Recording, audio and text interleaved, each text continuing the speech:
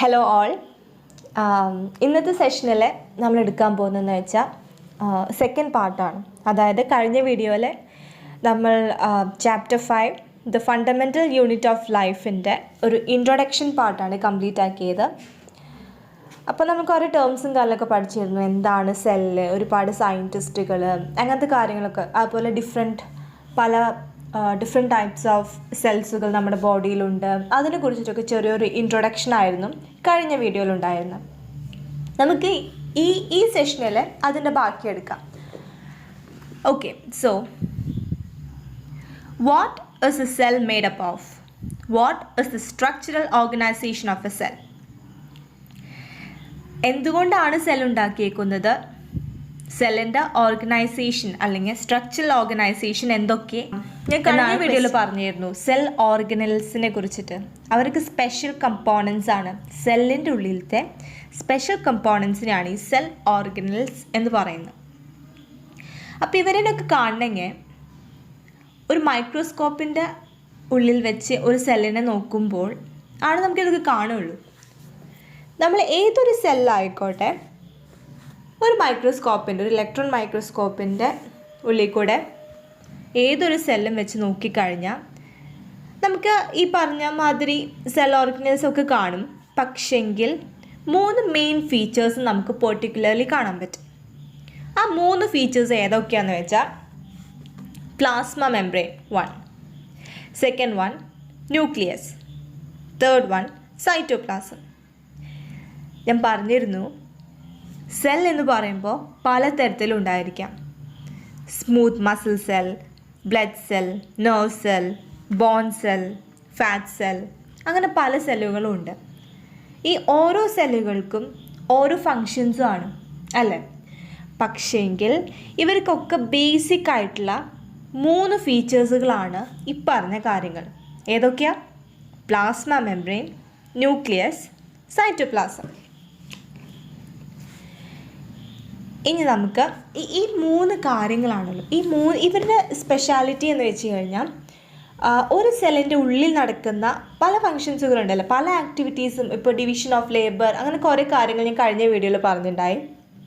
അപ്പോൾ ഒരു സെല്ലിൻ്റെ ഉള്ളിൽ നടക്കുന്ന പല ടൈപ്പ് ഓഫ് ഫങ്ഷൻസ് ആൻഡ് ആക്ടിവിറ്റീസും, അതുപോലെ തന്നെ ഈ സെല്ല് എക്സ്റ്റേണൽ എൻവയൺമെൻറ്റിനോടുള്ള ഇൻറ്ററാക്ഷൻസും കാര്യങ്ങളും, ഇതൊക്കെ പോസിബിൾ ആവുന്നത് തന്നെ ഈ 3 ഫീച്ചേഴ്സ് കൊണ്ടാണ്. അപ്പോൾ ഇതൊക്കെ എങ്ങനെയാണ് സംഭവിക്കുന്നത് നമുക്ക് 1 by 1 ആയിട്ട് നോക്കാം. സോ ഫസ്റ്റ് വൺ ആണ് പ്ലാസ്മ മെംബ്രെയിൻ. പ്ലാസ്മ മെംബ്രെയിൻ എന്ന് പറയുമ്പോൾ പ്ലാസ്മ മെംബ്രെയിന് വേറൊരു പേരും കൂടിയുണ്ട്. ദേ കണ്ടോ, പ്ലാസ്മ മെംബ്രെയിന് സെൽ മെംബ്രെയിൻ എന്നും കൂടി പറയും. So plasma membrane or cell membrane. ഇനി ഇത് എന്താണെന്ന് നമുക്ക് നോക്കാം. ഇതൊരു പെർട്ടിക്കുലർ സെല്ലാണ്. ഈ സെല്ലിൽ ഇപ്പോൾ ഒരുപാട് ഓർഗനൽസും കാര്യങ്ങളൊക്കെ നമുക്ക് കാണാൻ പറ്റും. പക്ഷെ മെയിൻലി ദേ കണ്ടോ, ഈ ഔട്ടർമോസ്റ്റ് കിടക്കുന്ന കവറിങ് അല്ലേ, അതായത് ഇതിൻ്റെ ബൗണ്ടറി, അതിനെയാണ് ഈ സെൽ മെംബ്രെയിൻ എന്ന് പറയുന്നത്. ഒരു സെല്ലിൻ്റെ ഔട്ടർമോസ്റ്റ് കവറിങ്ങിനെയാണ് സെൽ മെംബ്രെയിൻ അല്ലെങ്കിൽ പ്ലാസ്മ മെംബ്രെയിൻ എന്ന് പറയുന്നത്. ഈ ഒരു പ്ലാസ്മ മെംബ്രെയിൻ ആണ് സെല്ലിൻ്റെ ഉള്ളിലത്തെ കണ്ടൻസും പുറം ലോകമായ എക്സ്റ്റേണൽ എൻവയൺമെൻറ്റിനെയും സെപ്പറേറ്റ് ചെയ്യിക്കുന്നത്. ഈ ഒരു സെൽ മെംബ്രെയിൻ്റെ സ്പെഷ്യാലിറ്റി അല്ലെങ്കിൽ പ്രത്യേകത എന്താണെന്ന് ചോദിച്ചു കഴിഞ്ഞാൽ ഒറ്റ വാക്കിൽ പറയാം, പ്ലാസ്മ മെംബ്രെയിൻ എന്ന് പറയുന്നത് സെലക്റ്റീവ്ലി പെർമിയബിൾ മെംബ്രെയിൻ ആണ്. എന്താണ് സെലക്റ്റീവ്ലി പെർമിയബിൾ മെംബ്രെയിൻ? അതെന്ന് വെച്ച് കഴിഞ്ഞാൽ ഒരുമാതിരി നമ്മുടെ വീടിൻ്റെ ഒക്കെ ഒരു സെക്യൂരിറ്റി മാനൊക്കെ നിർത്താച്ചെങ്കിൽ നമുക്ക് ആവശ്യമുള്ള അല്ലെങ്കിൽ നമുക്ക് കാണാൻ ആഗ്രഹമുള്ള അല്ലെങ്കിൽ നമുക്ക് ആവശ്യമുള്ള ആൾക്കാരെ മാത്രം ഉള്ളിലോട്ട് കടത്തി വിടുകയും ആവശ്യമില്ലാത്ത ആൾക്കാരെ പുറത്തോട്ട് കടത്തി വിടുകയും ചെയ്യുന്ന ആ ഒരു മൂവ്മെൻ്റ് ഇല്ലേ, ഇൻ ആൻഡ് ഔട്ട് കൺട്രോൾ ചെയ്യുന്ന ഒരു വ്യക്തി, അതാണ് ഇവിടുത്തെ പ്ലാസ്മ മെംബ്രെയിൻ്റെ പരിപാടി. ഒരു സെല്ലിനെ ഫങ്ഷൻ ചെയ്യാൻ ആവശ്യമുള്ള കാര്യങ്ങൾ ഉള്ളിലോട്ട് എടുക്കുകയും ഒരു സെല്ലിൻ്റെ ഉള്ളിലത്തെ വേസ്റ്റുകൾ അല്ലെങ്കിൽ ആവശ്യമില്ലാത്ത കാര്യങ്ങളൊക്കെ പുറത്തേക്ക് കളയുകയും അങ്ങനെ കൺട്രോൾ ചെയ്യുക, ആ ഒരു പെർമിഷൻ ഇല്ലേ, അതാണ് നമ്മുടെ ഈ പ്ലാസ്മ മെംബ്രെയിൻ്റെ പരിപാടി. അതുകൊണ്ടാണ് സെലക്റ്റീവ്ലി പെർമിയബിൾ മെംബ്രെയിൻ എന്ന് പറയുന്നത്. സെലക്റ്റീവ്ലി അങ്ങനെ എല്ലാവർക്കും ഉള്ളിലോട്ടും അല്ലെങ്കിൽ പുറത്തോട്ടും പോകാൻ പറ്റില്ല. പ്ലാസ്മ മെംബ്രെയിനെ അറിയാൻ പറ്റും ആരൊക്കെ ഉള്ളിലോട്ട് കിടക്കണം പുറത്തോട്ട് പോകണം എന്നൊക്കെ. അപ്പോൾ ഇപ്പോൾ പറഞ്ഞ ഈ മൂവ്മെൻ്റ് ഇല്ലേ, ലൈക്ക് ഉള്ളിലോട്ടും പുറത്തോട്ടും എന്ന് പറയുന്നു, ഈ മൂവ്മെൻറ്റ്സ് സംഭവിക്കുന്നത് ഡിഫ്യൂഷൻ എന്ന് പറഞ്ഞ പ്രോസസ്സിലാണ്. സോ ഡിഫ്യൂഷൻ എന്താണ്? സോ ഡിഫ്യൂഷൻ എന്താണെന്ന് വെച്ച് കഴിഞ്ഞാൽ നമ്മുടെ ടെക്സ്റ്റ് ബുക്ക് പ്രകാരം എവിടെ എഴുതിയേക്കുന്നതെന്ന് വെച്ച് കഴിഞ്ഞാൽ spontaneous movement of a substance from a region of high concentration to a region where its concentration is low. അതായത് സ്പോണ്ടേനിയസ് ആയിട്ട് ഭയങ്കര സഡൻ ആയിട്ടുള്ളൊരു മൂവ്മെൻ്റ് ആണ്. അത് എവിടെ നിന്നാണ്? ഹയർ കോൺസെൻട്രേഷൻ നിന്നും ലോവർ കോൺസെൻട്രേഷൻ. അതായത് ആ ഒരു പെർട്ടിക്കുലർ സാധനത്തിൻ്റെ കണ്ടൻറ്റ് അല്ലെങ്കിൽ ക്വാണ്ടിറ്റി എവിടെയാണ് കൂടുതലുള്ളത് അവിടെ നിന്നും ലോ കണ്ടൻറ്റ് ഉള്ള ഭാഗത്തേക്ക് വരും. ആ ഒരു പാസേജിനാണ് അല്ലെങ്കിൽ ആ ഒരു മൂവ്മെൻറ്റിൻ്റെ പ്രോസസ്സിന് പറയുന്ന പേരാണ് ഡിഫ്യൂഷൻ. ഞാൻ ഭയങ്കര സിമ്പിളാക്കിയിട്ടൊരു എക്സാമ്പിൾ പറഞ്ഞുതരാം. നമ്മുടെ വീട്ടിൽ നമ്മുടെ അമ്മമാർ കിച്ചണിൽ എന്തെങ്കിലുമൊക്കെ ഫ്രൈ ചെയ്യുമ്പോൾ നല്ല പുക വരും അല്ലേ? അതേ സമയത്ത് നമ്മൾ അപ്പോൾ ഹാളിൽ ഇരുന്നിട്ട് TV കാണാമെന്ന് വിചാരിച്ചു. സോ ഹാളിൽ പുകയില്ല, പക്ഷെ കിച്ചണിൽ നല്ല പുകയുണ്ട്. സോ ഈ പുകയുടെ കണ്ടൻറ്റ് കൂടുതൽ എവിടെയാണ്? കിച്ചണിൽ. സോ അവിടെ ഹയർ കോൺസെൻട്രേഷൻ ഓഫ് പുക എന്ന് വിചാരിക്കും. ഹാളിലെ പുകയില്ല, സോ ലോവർ കോൺസെൻട്രേഷൻ ഓഫ് പുക ഹാളിൽ. അപ്പോൾ കിച്ചണിലുള്ള ഈ പുക ഹാളിലോട്ട് വരും അല്ലേ? നമുക്ക് അങ്ങനെ അനുഭവം ഉണ്ടായിട്ടുണ്ടാവും. സോ അതൊക്കെ വരാൻ കാരണം, ഈ പുക കിച്ചണിൽ നിന്ന് ഹാളിലോട്ട് അങ്ങ് വരാൻ കാരണം ഈ ഒരു ഡിഫ്യൂഷൻ എന്ന് പറഞ്ഞ പ്രോസസ്സാണ്. പിന്നെ ഈ പുക എന്ന് പറയുമ്പോൾ ജസ്റ്റ് ആ നെക്സ്റ്റ് സെക്കൻഡിൽ തന്നെയല്ല വരാം. അല്ലാണ്ട് ഇപ്പോൾ ഇന്ന് ഫ്രൈ ചെയ്തു ആ പുക കിച്ചണിൽ ഫുൾ ഡേ ഇരുന്നിട്ട് പിറ്റേ ദിവസം അല്ല ഹാളിലോട്ട് വരാം അല്ലേ? സോ അതുകൊണ്ടാണ് സ്പോണ്ടേനിയസ് മൂവ്മെൻറ്റ് എന്ന് എടുത്ത് പറയുന്നത്. കാരണം സ്പോണ്ടേനിയസ് എന്ന് പറയുമ്പോൾ വെരി റാപ്പിഡ് അല്ലെങ്കിൽ വളരെ പെട്ടെന്ന് എന്നുള്ള അർത്ഥം വരുത്താണ്. സോ ഇതേപോലെ നമുക്ക് ഒരുപാട് എക്സാമ്പിൾസ് ഡേ ടു ഡേ ലൈഫിലുണ്ടായിരിക്കും. ഇപ്പോൾ പെർഫ്യൂംസ് ഇപ്പോൾ നല്ല സ്പ്രേസും കാര്യങ്ങളൊക്കെ നമ്മുടെ ഫ്രണ്ട്സ് ആരെങ്കിലുമൊക്കെ അടിച്ചു എന്ന് വിചാരിച്ചോ, ചിലപ്പോൾ അകലെയായിരിക്കും, പക്ഷെ അവൻ വരുന്നതിന് മുമ്പേ നമുക്ക് ആ സ്മെല്ലങ്ങ് കിട്ടും.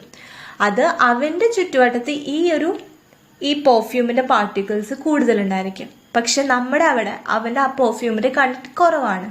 അപ്പോൾ അതുകൊണ്ടാണ് ആ സ്മെല്ലുകൾ ഇങ്ങോട്ട് പെട്ടെന്ന് കിട്ടുന്നത്.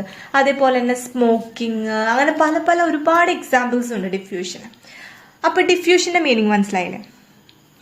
ഇനി ഡിഫ്യൂഷനും സെല്ലും തമ്മിലുള്ള റിലേഷൻ നമുക്ക് തിരിച്ചു വരാം. സെല്ലിൽ ഇപ്പം നമ്മുടെ ടെക്സ്റ്റ് ബുക്കിൽ ഇങ്ങനെ പറയുന്നുണ്ട്, മെയിൻലി അവർ ഫോക്കസ് ചെയ്യുന്നത് കാർബൺ ഡയോക്സൈഡും ഓക്സിജനും എന്ന് പറയുന്ന 2 ഗ്യാസുകളുടെ കണ്ടീഷൻസ് വെച്ചിട്ടാണ്. അപ്പോൾ നമുക്ക് പറഞ്ഞുതരാം. ആദ്യം തന്നെ ഞാനിങ്ങനെ പറയാം, നമ്മൾ ബ്രീത്ത് ചെയ്യും അല്ലെ? നമ്മൾ മനുഷ്യന്മാരും മൃഗങ്ങളൊക്കെ നന്നായിട്ട് ബ്രീത്ത് ചെയ്യും. സോ നമ്മൾ ബ്രീത്ത് ഇൻ ചെയ്യുന്നത് ഓക്സിജനാണ്, ബ്രീത്ത് ഔട്ട് ചെയ്യുന്നത് കാർബൺ ഡയോക്സൈഡാണ്. അതെന്തുകൊണ്ടാണ്? നമുക്ക് നമ്മുടെ ശരീരത്തിൽ നടക്കുന്ന എല്ലാ ഫങ്ഷൻസിനും ഓക്സിജന് ആവശ്യമുണ്ട്. അതുകൊണ്ട് ഓക്സിജൻ നമ്മൾ എടുക്കുന്നു. എന്നിട്ട് ഉള്ളിലെ ഓരോരോ ഫങ്ഷൻസ് ആക്ടിവിറ്റീസ് ഒക്കെ കഴിഞ്ഞിട്ട് കിട്ടുന്ന വേസ്റ്റ് പ്രൊഡക്റ്റാണ് ഈ കാർബൺ ഡയോക്സൈഡ്. അപ്പം നമുക്ക് നമ്മുടെ ശരീരത്തിൽ കാർബൺ ഡയോക്സൈഡ് ആവശ്യമില്ല. അപ്പം അതുകൊണ്ട് ഈ കാർബൺ ഡയോക്സൈഡ് പുറത്തേക്ക് പോവാണ്. അതുകൊണ്ടാണ് നമ്മൾ പുറത്തേക്ക് കാർബൺ ഡയോക്സൈഡ് വിടുന്നത് അല്ലേ? അതേമാതിരി ഒരു സെല്ലിൻ്റെ ഉള്ളിലെ ഒരു സെല്ലും ഇവിടെ ഇപ്പോൾ നമ്മൾ ഡിഫ്യൂഷൻ എന്ന് പറയുമ്പോൾ ഹൈ കോൺസെൻട്രേഷനും ലോവർ കോൺസെൻട്രേഷനും വേണമല്ലോ. അപ്പോൾ ഡിഫ്യൂഷൻ എന്ന് പറഞ്ഞ കോൺസെപ്റ്റ് ഞാൻ ഇപ്പോൾ സെല്ലുമായിട്ട് ബന്ധപ്പെടുത്തിയിട്ടാണ് പറയാൻ പോകുന്നത്. സോ ഒരു സെല്ലും അതിന് ചുറ്റുവട്ടത്തുള്ള എൻവയൺമെൻറ്റ്, അത് നമുക്ക് എക്സ്റ്റേണൽ എൻവയൺമെൻറ്റ് എന്നും പറയാം. ഓക്കെ, ഇപ്പം ഞാൻ കമ്പയർ ചെയ്യാൻ പോകുന്നത് ഒരു സെല്ലും എക്സ്റ്റേണൽ എൻവയൺമെൻറ്റും ആയിട്ടാണ്. Okay fine. ഒരു സെല്ല് നമ്മൾ ഫോക്കസ് ചെയ്യുന്നു. ആ സെല്ലിൻ്റെ ഉള്ളിൽ നമുക്ക് ഇപ്പോൾ ഫസ്റ്റ് നമുക്ക് കാർബൺ ഡയോക്സൈഡ് വിളിച്ചിട്ട് പറഞ്ഞുതരാം. സെല്ലിൻ്റെ ഉള്ളിൽ ഒരുപാട് ഫങ്ഷൻസും ആക്ടിവിറ്റീസും ഒക്കെ നടന്നു കഴിഞ്ഞിട്ട് ഒരു വേസ്റ്റ് പ്രൊഡക്റ്റ് ആയിട്ടാണ് കാർബൺ ഡയോക്സൈഡ് വരുന്നത്. ഓക്കെ, അപ്പോൾ ഒരു സെല്ലിൻ്റെ ഉള്ളിലത്തെ വേസ്റ്റ് പ്രൊഡക്റ്റിനെ നമ്മൾ സെല്ലുലാർ വേസ്റ്റ് എന്ന് പറയും. അപ്പോൾ ആ സെല്ലിൻ്റെ ഉള്ളിലത്തെ ഈ കാർബൺ ഡയോക്സൈഡിൻ്റെ കണ്ടന്റ് ഇങ്ങനെ കൂടി വരികയാണ്. കാരണം ഓരോരോ ഫങ്ഷൻസും കാലമൊക്കെ നടന്നിട്ട് വേസ്റ്റ് പ്രൊഡക്റ്റ് ഇങ്ങനെ കൂടി വരികയാണ്. അതേ സമയത്ത് ആ സെല്ലിൻ്റെ പുറമവശമായ എക്സ്റ്റേണൽ എൻവയൺമെൻറ്റിൽ കാർബൺ ഡയോക്സൈഡിൻ്റെ കണ്ടന്റ് കുറവാണ്. സോ സെല്ലിൻ്റെ ഉള്ളിൽ കാർബൺ ഡൈ ഓക്സൈഡ് കൂടുതലും എക്സ്റ്റേണൽ എൻവയൺമെൻറ്റിൽ കാർബൺ ഡൈ ഓക്സൈഡിൻ്റെ കണ്ടന്റ് കുറവാണ്. സോ ഡിഫ്യൂഷൻ എങ്ങനെ നടക്കുക? From higher concentration to lower concentration, അതായത് സെല്ലിൻ്റെ ഉള്ളിൽ നിന്നും പുറത്തോട്ട്. സോ കാർബൺ ഡൈ ഓക്സൈഡ് അങ്ങനെയാണ് ഒരു സെല്ലിൻ്റെ ഉള്ളിൽ നിന്നും പുറത്തോട്ട് പോകുന്നത്. ഇതേമാതിരി ഓക്സിജൻ്റെ കേസ്, ഓക്സിജൻ ഒരു സെല്ലിൻ്റെ ഉള്ളിൽ നടക്കുന്ന എല്ലാ ഫങ്ഷൻസിനും ആവശ്യമുള്ള ഒരു കമ്പോണൻ്റാണ്. സോ ആ സെല്ലിൻ്റെ ഉള്ളിൽ എപ്പോഴെങ്കിലും ആവശ്യമുള്ള ലെവലേക്കാട്ടും ഈ ഓക്സിജൻ്റെ കണ്ടന്റ് കുറയുവാണെങ്കിൽ എക്സ്റ്റേണൽ എൻവയൺമെൻറ്റിൽ ഈ ഓക്സിജൻ കണ്ടന്റ് സെല്ലിൻ്റെ ഉള്ളിൽ സംബന്ധിച്ച് വളരെ കൂടുതലാണ്. സോ പുറത്തുള്ള കൂടുതലായിട്ടുള്ള ഓക്സിജൻ സെല്ലിൻ്റെ ഉള്ളിലോട്ട് വെൻ ഓക്സിജൻ്റെ കണ്ടന്റ് കുറവാണെങ്കിൽ പുറത്തു നിന്ന് ഉള്ളിലോട്ട് കടന്നു വരും. നമ്മുടെ സെൽ മെംബ്രെയിൻ അല്ലെങ്കിൽ പ്ലാസ്മ മെംബ്രെയിൻ ആണ് ഇതിനൊക്കെ മൂവ്മെൻ്റ് ഒക്കെ കൺട്രോൾ ചെയ്യുന്നത്. സോ ഇവിടെ ഒരു കോൺസെൻട്രേഷൻ ഡിഫറൻസ് ഉള്ളത് കൊണ്ടാണ് ഈ മൂവ്മെൻറ്റ് പോസിബിൾ ആവുന്നത്. സോ അങ്ങനെ ഓക്സിജൻ പുറത്തു നിന്ന് ഉള്ളിലോട്ട് കടക്കുന്നു. സോ ഈ മാതിരിയാണ് നമ്മുടെ ഏതൊരു ഗ്യാസസ് ആയിക്കോട്ടെ മൂവ്മെൻറ്റ് നടത്തുന്നത്, എസ്പെഷ്യലി ഇൻസൈഡ്. ഇത് ഞാനൊരു പിക്ചറൈസ് ആക്കിയിട്ട് കാണിച്ചു തരാം. കണ്ടോ, ഇവിടെ ഇപ്പോൾ ഞാൻ മാർക്ക് ചെയ്തിട്ടുണ്ട്. ഇവിടെ ഇപ്പോൾ ആ പെന്നുകൊണ്ട് എഴുതിയേക്കുന്നത് കാർബൺ ഡൈ ഓക്സൈഡ് എന്ന് വിചാരിക്കാം, പെൻസിലുകൊണ്ട് എഴുതിയേക്കുന്നത് ഓക്സിജൻ എന്ന് വിചാരിക്കാം. സോ ഈ സർക്കിൾ എഴുതിയേക്കുന്ന സംഭവമാണ് നമ്മുടെ സെൽ. ആ സർക്കിളിൻ്റെ പുറത്തുള്ളതാണ് എക്സ്റ്റേണൽ എൻവയൺമെൻറ്റ്. അപ്പോൾ ഈ സെല്ലിൻ്റെ ഉള്ളിൽ കണ്ടോ, ഇപ്പോൾ കാർബൺ ഡൈ ഓക്സൈഡ് പറയുമ്പോൾ ആ പെൻ കളർ ആയിട്ടുള്ള ബ്ലൂ കളർ എത്ര എണ്ണം ഉണ്ട്? 1 2 3 4 5 6 7 1 2 3 4 7 particles, 7 molecules of carbon dioxide ഉള്ളിലുണ്ട്. പക്ഷെ പുറത്ത് കണ്ടോ ജസ്റ്റ് 3 ഉള്ളൂ. സോ ഉള്ളിൽ നിന്നും പുറത്തോട്ട് കാർബൺ ഡൈ ഓക്സൈഡ് ഡിഫ്യൂസ് ആകുന്നു. ഇനി ഓക്സിജൻ്റെ കേസ് നോക്കിയൊക്കെ, ഓക്സിജൻ ഉള്ളിൽ വെറും 3 മോളിക്യൂൾസേ ഉള്ളൂ, പക്ഷെ പുറമേ ഒരുപാട് മോളിക്യൂൾസ് ഉണ്ട്. അപ്പോൾ ഓക്സിജൻ പുറത്ത് നിന്ന് ഉള്ളിലോട്ട് പാസ് ചെയ്യും. സോ അങ്ങനെയാണ് ഇവർ ഡിഫ്യൂഷൻ നടത്തുന്നത്. ഓക്കെ, സോ ഡിഫ്യൂഷൻ ക്ലിയർ ആയെന്ന് വിചാരിക്കുന്നു. നെക്സ്റ്റ് നമുക്ക് വാട്ടറിലെ വെള്ളം, ഈ വെള്ളവും ലോ ഓഫ് ഡിഫ്യൂഷൻ അവരും ഫോളോ ചെയ്യും, വാട്ടറും ഫോളോ ചെയ്യും. ഇപ്പം നമ്മൾ ഗ്യാസസിനെ കുറിച്ചിട്ടല്ല പറഞ്ഞുകൊണ്ടിരുന്നത്. ഗ്യാസസ് മാത്രമല്ല വാട്ടറും ഈ ഒരു ലോ ഒബേ ചെയ്യും. പക്ഷേ ഈ ഡിഫ്യൂഷൻ എന്ന് പറഞ്ഞ ടേമില്ലേ, അതിൻ്റെ പകരം വാട്ടറിൻ്റെ കേസിൽ ഓസ്മോസിസ് എന്നാണ് പറയാം. കണ്ടോ, ഓസ്മോസിസ് എന്നാണ് പറയാം. സോ കുറച്ച് ക്ലിയർ ആക്കി തരാം. ഇവിടെ നമ്മൾ വെള്ളത്തിൻ്റെ കേസിൽ അല്ലെങ്കിൽ വാട്ടറിൻ്റെ കേസിൽ ഡിഫ്യൂഷൻ്റെ പകരം ഓസ്മോസിസ് എന്നാണ് പറയാം. പക്ഷെ മീനിങ്ങും കാര്യങ്ങളൊക്കെ സെയിം ആണ്. ഇവിടെ നമ്മളിപ്പോൾ ഡിഫ്യൂഷൻ്റെ കേസിൽ ഞങ്ങൾ പറഞ്ഞിരുന്നില്ലേ, from higher concentration to lower concentration എന്ന് പറഞ്ഞിരുന്നു. അതന്നെ പക്ഷേ വാട്ടറിൻ്റെ കേസിൽ ഇപ്പോൾ കോൺസെൻട്രേഷൻ എന്ന് പറയുമ്പോൾ വെള്ളത്തിൽ നമ്മൾ എന്തെങ്കിലും ഡിസോൾവ് ചെയ്യില്ലേ, അലിയിക്കില്ലേ. അപ്പോൾ ഒരു പെർട്ടിക്കുലർ സബ്സ്റ്റൻസ് അല്ല നമ്മൾ അലിയിക്കുക. വെള്ളത്തിലെ ഒരു സബ്സ്റ്റൻസ് എത്രമാത്രം അലിയുന്നു, ആ ഒരു ഡിസൊല്യൂഷനില്ലേ, അതിനെ കുറിച്ചിട്ടാണ് ഇവിടെ കോൺസെൻട്രേഷൻ മീൻ ചെയ്യുന്നത്. വെള്ളത്തിൻ്റെ കേസിൽ ഇതാണ് മീൻ ചെയ്യുന്നത്. സോ അത് മാത്രമേ ഡിഫറൻസ് ആയിട്ടുള്ളൂ. സോ ഡിഫ്യൂഷൻ എന്ന് സാധാരണ നമ്മൾ പറയുമ്പോൾ ഈ ഓക്സിജനും കാര്യങ്ങളും അല്ലെങ്കിൽ ഗ്യാസസ് കാര്യങ്ങളൊക്കെ റിലേറ്റഡ് ആയിട്ടായിരിക്കും പറയാം. പക്ഷെ ഓസ്മോസിസ് എന്ന് പറയുമ്പോൾ വാട്ടർ മോളിക്യൂൾസിനെ വെച്ചിട്ടായിരിക്കും നമ്മൾ പറയാം. അത് മാത്രമാണ് അവർ തമ്മിലുള്ള ഡിഫറൻസ്. പിന്നെയെന്ന് വെച്ച് കഴിഞ്ഞാൽ ഓസ്മോസിസ് എന്ന് പറയുമ്പോൾ വാട്ടർ മോളിക്യൂൾസ് ആണല്ലോ. അപ്പോൾ വാട്ടർ മോളിക്യൂൾസ് ഇവർ ഹയർ കോൺസെൻട്രേഷൻ ടു ലോവർ കോൺസെൻട്രേഷനിലോട്ട് പോകുമ്പോൾ ഇവരുടെ ഇടയ്ക്ക് ഒരു മെംബ്രെയിൻ ഉണ്ടായിരിക്കും, സെമി പെർമിയബിൾ മെംബ്രെയിൻ എന്ന് പറയും. അതായത് സെലക്റ്റീവ്ലി പെർമിയബിൾ, അങ്ങോട്ടും ഇങ്ങോട്ടും പാസ് ചെയ്യണമെങ്കിൽ ചെറിയൊരു മെംബ്രെയിൻ ആവശ്യമുണ്ട് ഓസ്മോസിസിന്. അത് വെള്ളമായതുകൊണ്ടാണ്. പക്ഷേ ഈ ഗ്യാസസിനും കാര്യങ്ങൾക്കൊക്കെ മെംബ്രെയിൻ വേണമെന്നതിന് നിർബന്ധമില്ല. അപ്പോൾ അതാ ഞാൻ പറഞ്ഞ കുറച്ച് നേരത്തെ ഇപ്പോൾ സ്പ്രേസും കാര്യങ്ങളും അല്ലെങ്കിൽ സ്മോക്കിങ്ങും കാര്യങ്ങളും ഇവരൊക്കെ ഓട്ടോമാറ്റിക്കലി വായുവിൽ കൂടെ ഇങ്ങനെ പോവാണ്. സോ അവർക്ക് മെംബ്രെയിൻ്റെ ഒരു ആവശ്യമില്ല, അതിൻ്റെ ബാരിയറിൻ്റെ ആവശ്യമില്ല. പക്ഷെ വെള്ളത്തിനാച്ച ഇങ്ങനെ ആവശ്യമുണ്ട്. ഓക്കെ, സോ ഇതൊക്കെയാണ് ഡിഫ്യൂഷൻ ഓസ്മോസ് നമ്മൾ മെയിൻ ഡിഫറൻസ്. പക്ഷെ മെയിൻലി ദേ ആർ സെയിം. അപ്പോൾ ഞാൻ ഇതിന് റിലേറ്റഡ് ആയിട്ടുള്ളൊരു പിക്ചർ കാണിച്ചു തരാം. ഇത് കണ്ടോ, ഈ ഡൗൺ പാർട്ടിൽ ഡിഫ്യൂഷൻ കണ്ടോ, ഡിഫ്യൂഷൻ എന്ന് എഴുതിയേക്കുന്നതാണോ? ഡിഫ്യൂഷൻ ഇവിടെ എയർ മോളിക്യൂൾസിനാണ് ഒരു എക്സാമ്പിൾ ആക്കി എടുത്തേക്കുന്നത്. Higher concentration to lower concentration. ഇവിടെ കണ്ടോ, ഇവിടെ കുറേ ബബിൾസ് ഉണ്ട്, അല്ലെങ്കിൽ കുറേ പാർട്ടിക്കിൾസ് ഉണ്ട്. ആ ഹയർ പാർട്ടിക്കിൾസ് ചെയ്യുന്ന ലോ കോൺസെൻട്രേഷൻ ആയിട്ടുള്ള കുറച്ച് ഭാഗത്തിലോട്ടാണ് ഇവരിങ്ങനെ പാസ് ചെയ്യുന്നത്. ഇതേമാതിരി കണ്ടോ, ഇവിടെ ഓസ്മോസിസിന് കണ്ടോ, ഇതേ ഞാൻ പറഞ്ഞത് സെമി പെർമിയബിൾ ഒരു മെംബ്രെയിൻ്റെ ഉള്ളിൽ കൂടിയാണ് ഇവർ പാസ് ചെയ്യുന്നത്. അതും same thing, higher concentration to lower concentration. പക്ഷേ ഇവിടെ നമ്മൾ വാട്ടർ മോളിക്യൂൾസിനാണ് ബേസ് ചെയ്ത് പറയുന്നത്. പക്ഷെ ഇവിടെ എന്ന് വെച്ച് കഴിഞ്ഞാൽ നമ്മൾ പാർട്ടിക്കിൾസിനെ കുറിച്ചിട്ടാണ് പറയുന്നത്. ഇതേമാതിരി തന്നെയാണ് നെക്സ്റ്റ് കണ്ടോ, സെയിം തിങ്. ഓസ്മോസിസ് എന്ന് വെച്ച് കഴിഞ്ഞാൽ വാട്ടർ മോളിക്യൂൾസിനെ ബേസ് ചെയ്തിട്ടും, ഡിഫ്യൂഷൻ എന്ന് പറഞ്ഞാൽ ഇവിടെ നമ്മൾ എയർ മോളിക്യൂൾസിനെ കുറിച്ചിട്ടാണ് പറയുന്നത്. പക്ഷേ രണ്ടിൻ്റെയും ലോ അല്ലെങ്കിൽ പ്രിൻസിപ്പിൾ സെയിം ആണ്. എന്താണ്? Higher concentration to lower concentration എന്നാണ്. പിന്നെ എയർ മോളിക്യൂൾസിന്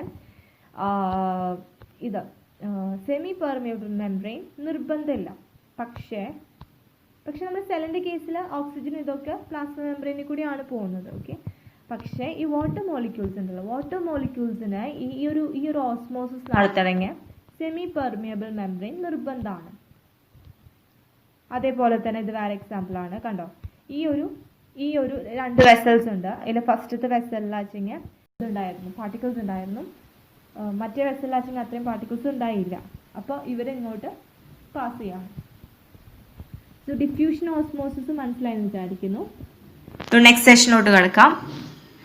അടുത്ത ഭാഗം എന്ന് പറയുമ്പോൾ, what will help if we put an animal or a cell, animal cell or a plant cell into a solution of sugar or salt in water.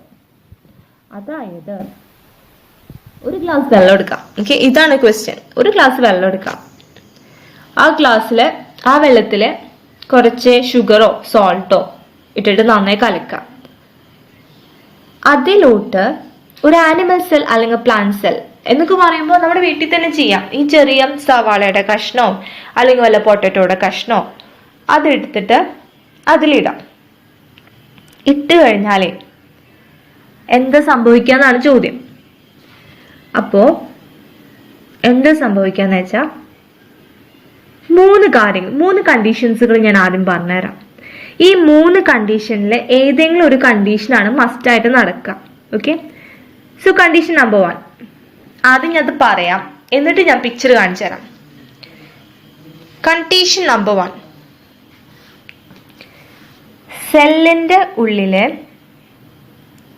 സെല്ലിൻ്റെ ഉള്ളിൽ ഇപ്പം നമ്മൾ ഇട്ടേക്കുന്ന ആ ഗ്ലാസ്സിൻ്റെ ഉള്ളിലത്തെ വെള്ളമാണ് എക്സ്റ്റേണൽ എൻവയൺമെൻറ്റ് എന്ന് വിചാരിക്കാം. ഓക്കെ, സെൽ പിന്നെ അതിന് പുറവശമായിട്ടുള്ള എക്സ്റ്റേണൽ എൻവയൺമെൻറ്റ്. ആ എക്സ്റ്റേണൽ എൻവയൺമെൻറ്റിലെ ഇതിപ്പോൾ വെള്ളമായതുകൊണ്ട് നമുക്ക് എന്താ പറയുക, ഒരു സൊല്യൂഷൻ ആണല്ലോ. വെള്ളത്തിൻ്റെ ഉള്ളിലോട്ട് ഒരു സൊല്യൂട്ട് ഇട്ട് കഴിഞ്ഞാൽ സൊല്യൂഷനായി, റൈറ്റ്? അപ്പോൾ ഈ വെള്ളമല്ലേ, അതാണ് ഇവിടെ സോൾവെൻ്റ് ആയിട്ട് ആക്ട് ചെയ്യുന്നത്. വെള്ളത്തിൻ്റെ ഉള്ളിലോട്ട് എന്താണ് ഇട്ടേക്കുന്നത്? സൊല്യൂട്ടാണ് ഇട്ടേക്കുന്നത്. അപ്പോൾ ഈ സോൾവെൻറ്റും സൊല്യൂട്ടും കൂടിയിട്ടാണ് സൊല്യൂഷൻ ആവുന്നത്. Fine, okay. ഇനി ഞാൻ പറഞ്ഞ കണ്ടീഷൻസ് ശ്രദ്ധിക്കണേ. ഇവിടെ എക്സ്റ്റേണൽ എൻവയൺമെൻറ്റ് ഒരു സൊല്യൂഷനാണ്.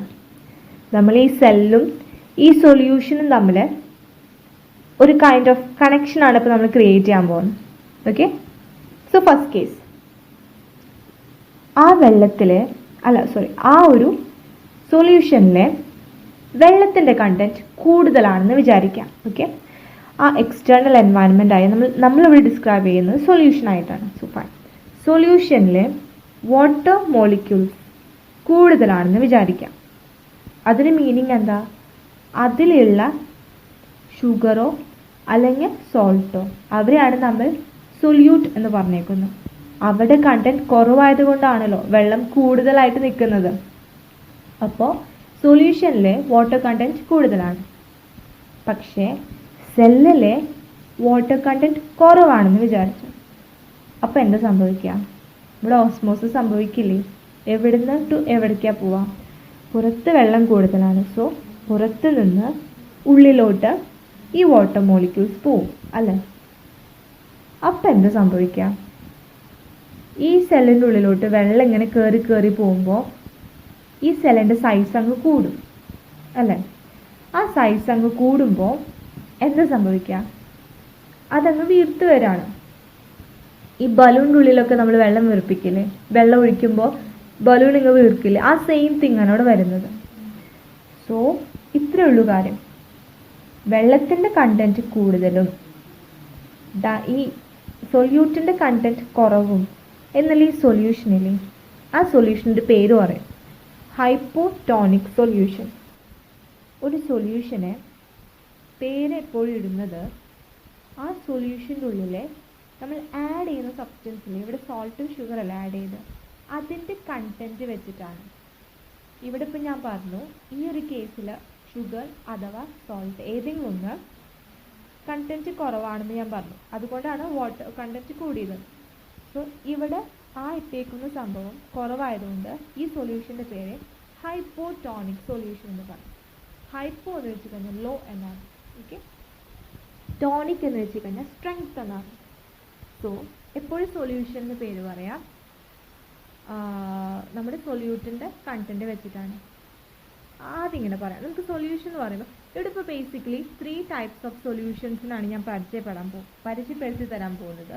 First one is hypotonic solution എന്ന് വെച്ച് കഴിഞ്ഞാൽ വെള്ളം കൂടുതലായിരിക്കും, പക്ഷേ സൊല്യൂട്ട് അല്ലെങ്കിൽ ഇവിടെ ഉദ്ദേശിക്കുന്നത് ഷുഗർ അല്ലെങ്കിൽ സോൾട്ട് കണ്ടൻറ്റ് ആണ്, അത് കുറവായിരിക്കും. സോ ഈ ഷുഗർ അല്ലെങ്കിൽ സോൾട്ട് കണ്ടൻറ്റ് കുറവായതുകൊണ്ട് കുറവ് ഹൈപ്പോട്ടോണിക് സൊല്യൂഷൻ എന്ന് പറയും. സെക്കൻഡ് സൊല്യൂഷൻ എന്ന് പറയുമ്പോൾ ഐസോട്ടോണിക് സൊല്യൂഷൻ. അതായത് ഐസോ എന്ന് പറയുമ്പോൾ സെയിം ആണ്, വെള്ളമായാലും മറ്റേ സൊല്യൂട്ട് ആയാലും ഏകദേശം സെയിം ആയിരിക്കും. തേർഡ് സൊല്യൂഷൻ എന്ന് പറയുന്നത് ഹൈപ്പോട്ടോണിക് സൊല്യൂഷൻ ആയിരിക്കും. അതെന്താ ഒന്ന് പറഞ്ഞു. ഹൈപ്പോട്ടോണിക് എന്ന് പറയുമ്പോൾ ഹൈപ്പർ എന്ന് പറയുമ്പോൾ ഹൈ ആയിരിക്കും, അതായത് അവിടെ ഈ ഷുഗർ അല്ലെങ്കിൽ സോൾട്ട് എന്ന് പറയുന്നതിൻ്റെ കണ്ടൻറ്റ് കൂടുതലായിരിക്കും. അത് കൂടുതലാകുമ്പോൾ എന്താ സംഭവിക്കുക? വെള്ളത്തിൻ്റെ കണ്ടൻറ്റ് കുറവായിരിക്കും. ഫൈൻ. സോ ഈ 3 കേസുകൾ ഇപ്പോൾ ഓർത്ത് വെച്ചില്ലേ? ഇത് ഇനി 3 സൈഡ് ബൈ സൈഡായിട്ട് വെക്കണേ. ഫസ്റ്റ് കണ്ടീഷനിലോട്ട് നമ്മൾ തിരിച്ചു വരാണ്. അപ്പോൾ ഇവിടെ നമ്മൾ എന്താ പറഞ്ഞ് നിർത്തിയിരുന്നത്? സെല്ലങ്ങ് വീർത്ത് വരാം അല്ലേ? അപ്പോൾ ഈ സെല്ല് വീർക്കുന്നതിനെ നമ്മൾ സ്വെൽ അപ്പ് എന്ന് പറയും. ഓക്കെ. സോ ഈ ഒരു സൊല്യൂഷൻ നമ്മൾ ഹൈപ്പോട്ടോണിക് സൊല്യൂഷൻ ആണ് ഇവിടെ കൺസിഡർ ചെയ്ത്. ഫസ്റ്റ് ഹൈപ്പോട്ടോണിക് സൊല്യൂഷൻ എന്ന് വെച്ച് കഴിഞ്ഞാൽ വാട്ടർ കണ്ടൻറ്റ് കൂടുതലാണ്, സോൾട്ട് കണ്ടൻറ്റ് കുറവാണ്. ഹൈപ്പോട്ടോണിക് സൊല്യൂഷനിലോട്ട് നമ്മൾ ഈ ഒരു പീസ് ഓഫ് ആനിമൽ സെൽ അല്ലെങ്കിൽ പ്ലാന്റ് സെൽ ഇട്ടപ്പോൾ എന്താ സംഭവിച്ചത് എന്ന് വെച്ച് കഴിഞ്ഞാൽ നമ്മുടെ ഈ സെല്ലിൻ്റെ ഉള്ളിൽ വെള്ളം കുറവാണ്, പുറത്ത് കൂടുതൽ വെള്ളമാണ് എങ്കിലും അപ്പോൾ ശരിക്കും എങ്ങോട്ട് പോവാം? പുറത്തുള്ള കൂടുതൽ വാട്ടർ ഉള്ളിലോട്ട് കയറും അല്ലേ? സോ അതാണ് ഇവിടെ സംഭവിക്കുന്നത്. പക്ഷെ ഇതിപ്പോൾ ഞാൻ ഓവറോൾ ആയിട്ട് പറയാണ്. ശരിക്കും പറഞ്ഞാൽ ഈ വെള്ളത്തിൻ്റെ മൂവ്മെൻ്റ് ഉണ്ടല്ലോ, വെള്ളം എന്തായാലും അങ്ങോട്ടും ഇങ്ങോട്ടും പാസ് ചെയ്തുകൊണ്ടിരിക്കും അല്ലേ? ശരിക്കും വെള്ളം അങ്ങോട്ടും ഇങ്ങോട്ടും സെല്ലിൽ നിന്ന് പുറത്തോട്ടും പുറത്തു നിന്ന് ഉള്ളിലോട്ടും വാട്ടർ ഇങ്ങനെ മൂവ് ചെയ്തുകൊണ്ടിരിക്കും. പക്ഷേ കൂടുതൽ വെള്ളം ഉള്ളിലോട്ടാണ് പോകുക. അങ്ങനെ പോകുമ്പോൾ സെല്ലിൻ്റെ സൈസ് അങ്ങ് കൂടി വരും. അതിന് സ്വെല്ലപ്പ് എന്ന് പറയും. ഈ ഒരു സ്വെല്ലിംഗ് അപ്പ് കണ്ടീഷനിൽ അതിന് നമ്മൾ എൻഡോസ്മോസിസ് എന്നും കൂടി പറയും. ഓക്കെ. ഈ ഒരു സ്വെല്ലിംഗ് അപ്പിന് നമ്മൾ ജസ്റ്റ് എൻഡോസ്മോസിസ് എന്നും കൂടി ഉള്ള ടേം ജസ്റ്റ് ഇൻട്രൊഡ്യൂസ് ചെയ്തെന്നുള്ളൂ. എൻഡോസ്മോസിസ് എന്നും കൂടി പറയും. So this was condition 1. അടുത്ത കണ്ടീഷൻ എന്ന് പറയുന്നത് നെക്സ്റ്റ് കണ്ടീഷൻ എന്ന് പറയുന്നത് ഐസോട്ടോണിക് സൊല്യൂഷനെ കുറിച്ചിട്ടാണ്. ഒരു ഐസോട്ടോണിക് സൊല്യൂഷൻ എടുത്തു, അതായത് ഈ വെള്ളവും ഐസോ എന്ന് വെച്ച് കഴിഞ്ഞാൽ സെയിം എന്നാണ്. അപ്പോൾ ഈ ഐസോട്ടോണിക് സൊല്യൂഷനിലോട്ട് നമ്മൾ ഈ സെല്ലിട്ട് കഴിഞ്ഞാൽ സെല്ലിൻ്റെ ഉള്ളിലത്തെ വാട്ടർ കണ്ടൻറ്റും ഈ പുറത്തുള്ള സൊല്യൂഷൻ്റെ വാട്ടർ കണ്ടൻറ്റും സെയിം ആണ്. അപ്പോൾ ഞാൻ ഓൾറെഡി പറഞ്ഞു വെള്ളം എന്തായാലും അങ്ങോട്ടും ഇങ്ങോട്ടും പാസ് ചെയ്യും അല്ലേ? പക്ഷേ ഇവിടെ ഈക്വൽ പാസേജ് ആയിരിക്കും. അതായത് ഒരു എക്സാമ്പിളിന് സെല്ലിൻ്റെ ഉള്ളിലത്തെ ഒരു 5 വാട്ടർ മോളിക്യൂൾസ് പുറത്ത് പോവാണെങ്കിൽ പുറത്തുള്ള 5 മോളിക്യൂൾസ് ഓഫ് വാട്ടർ ഉള്ളിലോട്ടും കയറും. സോ അങ്ങോട്ടും ഇങ്ങോട്ടും പോകുന്നത് സെയിം നമ്പർ ഓഫ് മോളിക്യൂൾസ് ആയതുകൊണ്ട് നെറ്റായിട്ട് നമ്മൾ കൺസിഡർ ചെയ്യുമ്പോൾ 0 ആയിരിക്കും. So net movement of water 0. അപ്പോൾ സെക്കൻഡ് കണ്ടീഷൻ ഐസോടോണിക് സൊല്യൂഷനിൽ ചെയ്തപ്പോൾ സെല്ലിൻ്റെ സൈസ് സെയിം ആണ്. കാരണം എന്താ, സെല്ല് വീർക്കുന്നില്ല ചികുന്നില്ല, സെയിം തിങ് ആണ്, സെയിം സൈസായിട്ട് നിൽക്കാം. സോ അതാണ് സെക്കൻഡ് കേസ്. തേർഡ് കേസ് എന്താണെന്ന് വെച്ച് കഴിഞ്ഞാൽ ഇവിടെയാണ് നമ്മുടെ ഹൈപ്പർടോണിക് സൊല്യൂഷൻ വരുന്നത്. സോ ഹൈപ്പർടോണിക് സൊല്യൂഷൻ എന്താണ് ഞാൻ പറഞ്ഞിരുന്നു, ഹൈ കണ്ടന്റ് ഓഫ് സോൾട്ട് എന്നാണ്. സോ പുറത്ത് സോൾട്ട് കൂടുതലാണ്, വെള്ളം കുറവാണ്. നമ്മൾ സെല്ലിനുള്ളിൽ വെള്ളം കൂടുതലാണെന്ന് വിചാരിക്കും. സോ പുറത്ത് കുറവാണല്ലോ. സോ സെല്ലിൻ്റെ ഉള്ളിലത്തെ വെള്ളം പുറത്തോട്ട് അങ്ങ് ഓസ്മോസിസ് ആയിട്ട് പോവാം. അപ്പം എന്താ സംഭവിക്കുക, ഒരു സെല്ലിൻ്റെ ഉള്ളിൽ വെള്ളം ഇങ്ങനെ പോയിക്കൊണ്ടിരുന്നു കഴിഞ്ഞാൽ അതൊന്ന് ചുങ്ങി ചുങ്ങി ചുങ്ങി പോകും. അതിന് നമ്മൾ ഷ്രിങ്ക് എന്ന് പറയും. ഓക്കെ, സോ ഷ്രിങ്ക് കണ്ടീഷനാണ് ആ സെല്ലായിട്ട് മാറുക. ഇവിടെ ശരിക്കും വാട്ടർ മോളിക്യൂൾസ് അങ്ങോട്ടും ഇങ്ങോട്ടും പാസ് ചെയ്യുന്നുണ്ട്, എങ്കിലും കൂടുതലായിട്ട് ഉള്ളിലത്തെ വാട്ടറാണ് പുറത്തോട്ട് പോകുന്നത്. സോ ഈ 3 കണ്ടീഷനുകളാണ് ഞാനിപ്പോൾ പറഞ്ഞത്. എന്തൊക്കെയാണ്? കേസ് 1 ഹൈപ്പോട്ടോണിക്കിൽ എന്താ സംഭവിച്ചത്, സെല്ല് വീർത്ത് വരാം, വെള്ളപ്പാൻ. സെക്കൻഡ് കേസിൽ ഐസോടോണിക് സൊല്യൂഷൻ എന്താ സംഭവിച്ചത്, സെല്ല് സെയിം സൈസായി, ഒന്നും സംഭവിച്ചില്ല. തേർഡ് കേസിൽ എന്താ സംഭവിച്ചത്, തേർഡ് കേസിൽ ഹൈപ്പോട്ടോണിക് സൊല്യൂഷനാണ്, അതിൽ സെല്ല് ഷ്രിങ്കായി, അതായത് ചുങ്ങിപ്പോയി. ഓക്കെ, സോ ഈ 3 കണ്ടീഷനുകളാണ് ഏതെങ്കിലും ഒന്നാണ് നടക്കുക. ഓക്കെ, അപ്പോൾ നമ്മളിപ്പോൾ ഇത്രയും കാര്യങ്ങൾ പറയാൻ കാരണം എന്ന് വെച്ച് കഴിഞ്ഞാൽ ഈ ഡിഫ്യൂഷൻ, ഓസ്മോസിസ് എന്ന് പറയുന്ന സംഭവങ്ങൾ ഒരു സെല്ലിന് എത്രമാത്രം ഇമ്പോർട്ടൻ്റ് ആണെന്ന് മനസ്സിലാക്കി തരണമായിരുന്നു. സോ ഒരു സെല്ലിൻ്റെ ഉള്ളിൽ നടക്കുന്ന ഗ്യാസസിൻ്റെ മൂവ്മെൻറ്റ്സ് ആയിക്കോട്ടെ, വാട്ടറിൻ്റെ മൂവ്മെൻറ്റ്സ് ആയിക്കോട്ടെ, ഇതൊക്കെ ഡിഫ്യൂഷൻ വഴിയാണ് നടക്കുന്നത്. അതേമാതിരി തന്നെ ഒരു സെല്ലിന് ആവശ്യമുള്ള ന്യൂട്രീഷൻ എൻവയൺമെൻറ്റിൽ നിന്ന്, എക്സ്റ്റേണൽ എൻവയൺമെൻറ്റിൽ നിന്ന് എടുക്കാനായിട്ട് ഈ സെല്ല് യൂസ് ചെയ്യുന്ന പാർട്ട് അല്ലെങ്കിൽ ഒരു പ്രോസസ്സ് എന്ന് പറയുന്നത് ഡിഫ്യൂഷൻ തന്നെയാണ്. സോ ഈ പറഞ്ഞ 3 കാര്യങ്ങളില്ലേ, ഇതിനെ ഞാനിപ്പോൾ പിക്ചറൈസ് ചെയ്തിട്ട് പറഞ്ഞുതരാം. കണ്ടോ? സി, നമ്മൾ ഫസ്റ്റ് വൺ ഏതാ പറഞ്ഞേ, ഹൈപ്പോട്ടോണിക് സൊല്യൂഷൻ. ഹൈപ്പോ എന്ന് വെച്ച് കഴിഞ്ഞാൽ ലോ അല്ലെങ്കിൽ ലെസ് എന്നാണ്. ടോണിക് എന്ന് പറഞ്ഞു കഴിഞ്ഞാൽ സ്ട്രെങ്ത് ആണ്, നമ്മൾ ഇടുന്ന സൊല്യൂട്ടിൻ്റെ സ്ട്രെങ്ത് ആണ് ഉദ്ദേശിക്കുന്നത്. സോ ഇവിടെ കണ്ടോ, ഈ ഒരു സെല്ലെന്ന് വിചാരിച്ചോ, ആ സെല്ലിൻ്റെ ഉള്ളിലത്തെ സോൾവെന്റ് എന്ന് ഉദ്ദേശിക്കുന്ന വാട്ടർ മോളിക്യൂൾസ് ആണ്. ആ ബ്ലൂ കളർ ബബിൾസ് അല്ലേ, അത് വാട്ടർ മോളിക്യൂൾസ് ആണ്. ആ യെല്ലോ കളർ ബബിൾസ് അല്ലേ, അതാണ് സൊല്യൂട്ട് എന്ന് പറയുന്നത്. ഇവിടെ നമ്മൾ സോൾട്ട് അല്ലെങ്കിൽ ഷുഗറിന് യൂസ് ചെയ്യുന്നത് ഈ യെല്ലോ കളറാണ്. സോ ഇങ്ങനത്തെ സൊല്യൂഷൻസിനെയാണ്, അതായത് കുറവ് സൊല്യൂട്ടും കൂടുതൽ വാട്ടർ മോളിക്യൂൾസും, ഇതിനാണ് നമ്മൾ ഹൈപ്പോട്ടോണിക് എന്ന് പറയുന്നത്. നെക്സ്റ്റ് നമ്മൾ ഐസോട്ടോണിക് എന്ന് പറഞ്ഞത്, ഐസോ എന്ന് വെച്ച് കഴിഞ്ഞാൽ സെയിം ആണ്. അതായത് കണ്ടോ, നമ്പർ ഓഫ് സൊല്യൂട്ടും നമ്പർ ഓഫ് സോൾട്ട് പാർട്ടിക്കിൾസും സെയിം ആണ്. ഓക്കെ, ഇത് കണ്ടോ, ഹൈപ്പർടോണിക് സൊല്യൂഷൻ. ഹൈപ്പർ എന്ന് പറയുമ്പോൾ ഹൈ അല്ലെങ്കിൽ മോർ എന്നാണ്, കൂടുതൽ. Tonic strength. സോ ഇവിടെ എന്താണ് വരുന്നത്, ഹൈപ്പർ. ഇവിടെ ഞാൻ പറഞ്ഞിരുന്നു നമ്മൾ ഇടുന്ന പാർട്ടിക്കിൾസിനെ വെച്ചിട്ടാണ് സൊല്യൂഷൻ്റെ പേര് വയ്ക്കുന്നത്. സോ ഇവിടെ സൊല്യൂട്ട് പാർട്ടിക്കിൾസ് ആണ് കൂടുതൽ, അതായത് നമ്മൾ ഇടുന്ന പാർട്ടിക്കിൾസ്, വാട്ടർ മോളിക്യൂൾസ് വളരെ കുറവാണ്. സോ ഇതാണ് 3 ടൈപ്സ് ഓഫ് സൊല്യൂഷൻസ്. ഇതാണ് നമ്മൾ ഇടുന്ന സെല്ലിന് എന്ത് സംഭവിക്കാന്ന് ചോദിച്ചു കഴിഞ്ഞാൽ ഇതാണ് സംഭവം. ഫസ്റ്റ് കേസ് നമ്മൾ എന്തായിരുന്നു, ഹൈപ്പോട്ടോണിക് സൊല്യൂഷനിലാണ് ഇട്ടത്. ഹൈപ്പോട്ടോണിക് സൊല്യൂഷനിലോട്ട് എന്താ സംഭവിച്ച്, വെള്ളം സെല്ലിൻ്റെ ഉള്ളിലോട്ട് അങ്ങ് കയറിയിട്ട് ഒരു ബലൂൺ പോലെ വീർക്കാണ് ചെയ്തത്. അതാണ് കണ്ടോ, ലൈസ്റ്റ് എന്ന് ഉദ്ദേശിക്കുന്ന സ്വെല്ലപ്പ് എന്നാണ് ഉദ്ദേശിക്കുന്നവർ. ഓക്കെ, ഇതിങ്ങനെ വീർത്ത് പൊട്ടിപ്പോവാന്നുള്ളൊരു കേസാണ് ഇവിടെ കാണിക്കുന്നത്. ഓവറായി കഴിഞ്ഞാൽ ചിലപ്പോൾ അങ്ങനെ സംഭവിക്കാം, പക്ഷെ ഇവിടെ അങ്ങനെ കൺസിഡർ ചെയ്യേണ്ട, ജസ്റ്റ് ആ സൈസ് മാത്രം അങ്ങ് നോക്കിയാൽ മതി.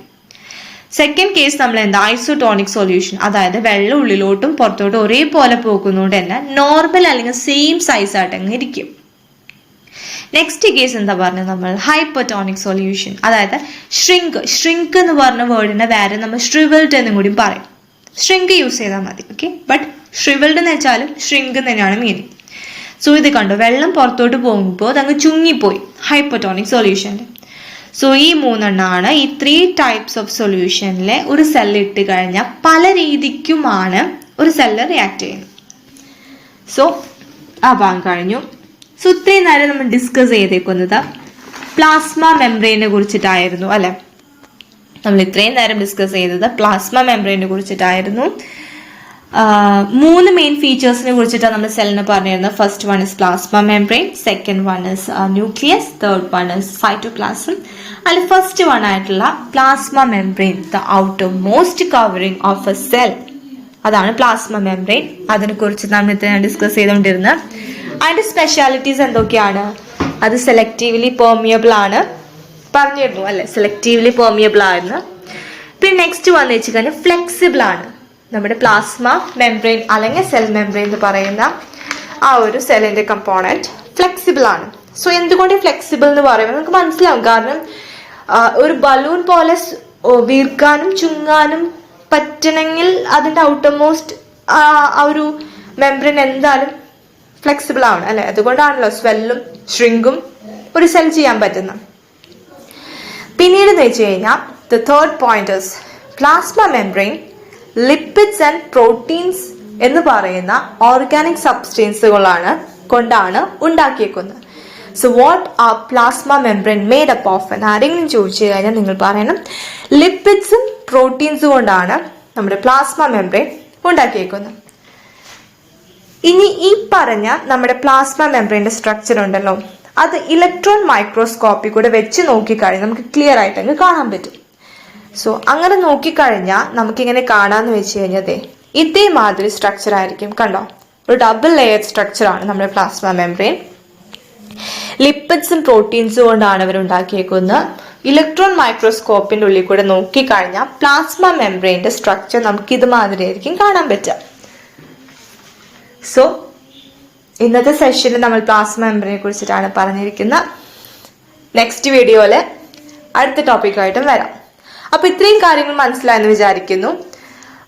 ഇനി ഇന്നത്തെ ക്ലാസ്സിന്, ഈ ഒരു സെഷനിൽ എടുത്ത ക്ലാസ്സിനെ കുറിച്ച് എന്തെങ്കിലും ഡൗട്ടോ അല്ലെങ്കിൽ എന്തെങ്കിലുമൊക്കെ ഒരു ഇംപ്രൂവ്മെന്റ് വേണമെങ്കിൽ നിങ്ങൾ താഴെ മെൻഷൻ ചെയ്യാം. Okay, so thank you.